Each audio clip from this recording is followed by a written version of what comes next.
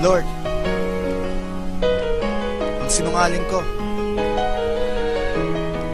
Sabi ko kayo lang, pero di ko rin natupad. Pero salamat po sa konsensya na hanap ko daan ko pabalik dahil sa tulong niyo. Akala ko noon ay kaya ko pangatawan na pangakong binitawan ng labi, puro boka lamang at ito na epektong hindi ko matagalan sa pangonsensya dinadaanan, may sumagi sa isipan at natandaan. Noong nakaraan taon lamang ako'y nagwika at nangakong pagtutuunan. Napansin ng Panginoon siya lamang, walang iba at aking pag-aaralan ng kanyang salita. Ngunit bakit nabaliwala ang pagsasanay at nahanay ang tipo ko sa kabila na walang pake?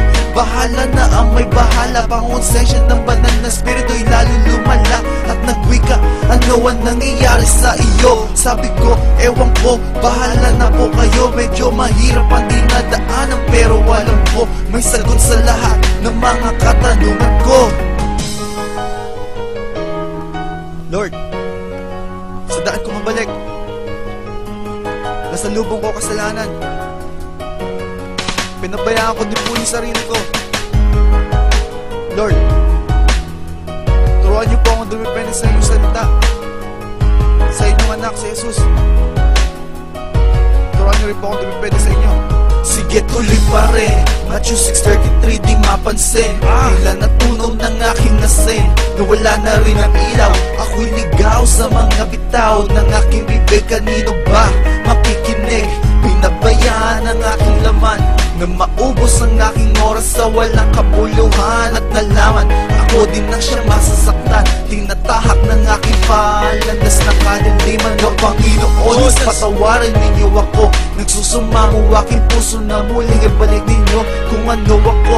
Bago nangyaring bagay, natuturuan ng disiplinang mabuhay katawan na to. Sa inyong salita, kailangan kong dumipende. Wala na akong masasabi, kasalanan ko naghari pa kunwari. Nabubuhay kasama ko ang hari, pero itong sekretong hindi masabi, ako ay peke. Lord, patawarin niyo po sana ako kasi nagawa akong kasalanan. Alam ko po, malayo yung puso natin. Yung gusto ninyo, ayaw ko. Yung gusto ko, ayaw ninyo. Pero salamat po, binalik niyo po ako sa tamang daan.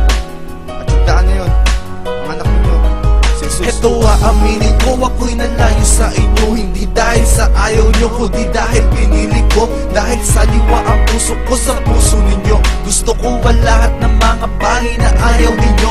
Ganito ako, simula nang ako ay namulat sa dikta ng mundo. Ngunit ako'y bigla nagulat nung nagdita na kayo. Nakita kong kaibahan na maging anak ninyo kaysa anak ng kaliliman. Ang sarap ng pakiramdam na meron kang masandalan sa oras ng saya o oras na ang kagipitan. Ang lupit ng iyong salita, hindi kayo nagpabaya dahil sa ginawa. Ang kaluluwa ko'y natutuwa dahil alam ko na kung saan pupunta pag ako'y nawala sa mundo mapalipa. Pananampalataya galing sa inyo, Ama, at sana'y mabahagi ko kayo sa hindi kumikilala. Another thing about the man who digs deep, he wants to do it right. And he's teachable. The Pharisees weren't teachable. You couldn't tell them anything. They didn't even want to hear it.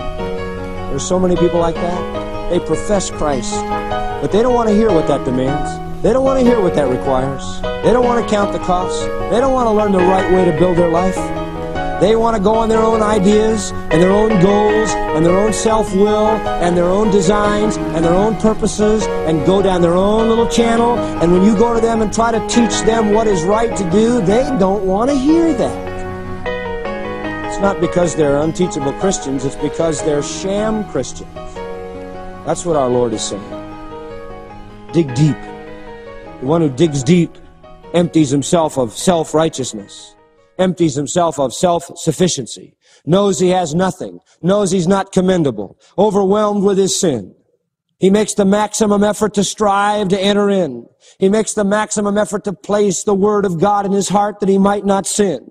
He is interested in a genuine love relationship with Jesus Christ, not a routine of spiritual activity. He does not build on visions. He does not build on experiences. He does not build on supposed miracles. He builds on the Word of God. And he builds for God's glory, not his own.